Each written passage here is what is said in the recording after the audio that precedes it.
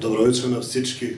Аз съм Невойша Стоянова от град Врања и много ми е драго што станах член на Българския съвет и што станах подпредседател за Врања и да честитам днес празника на Баба Марта на всички, които сме тук и всички българи, които са в Сърбия и в целия свят.